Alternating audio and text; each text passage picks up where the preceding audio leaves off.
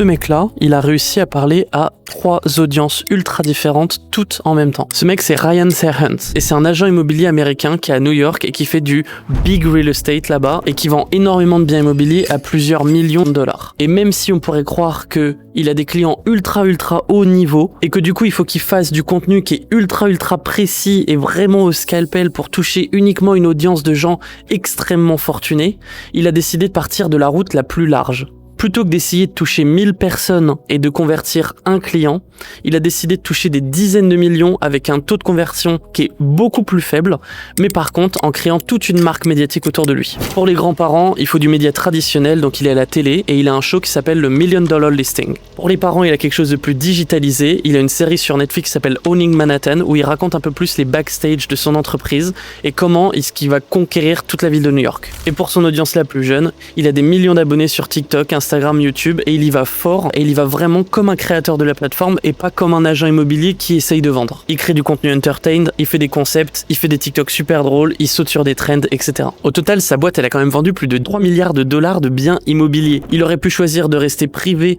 fermé avec une marque premium de niveau 10 et il a décidé de prendre le risque de baisser ce niveau de premium de sa marque en s'affichant en ligne, en partageant des backstage, en partageant tout un tas de choses qu'il n'y a pas vraiment dans l'industrie du luxe. Mais la réussite de ce contenu et la médiatisation, la viralité qu'il a reçue lui a permis de passer à une marque premium niveau 100 parce que maintenant il est premium et visible alors qu'avant il aurait juste pu être premium et privé. Si on doit résumer tout ça, en fait Ryan il est tout simplement allé chercher les audiences qu'il voulait là où elles sont vraiment plutôt que de se plaindre toute la journée de pas trouver des grands requins blancs dans des tout petits étangs.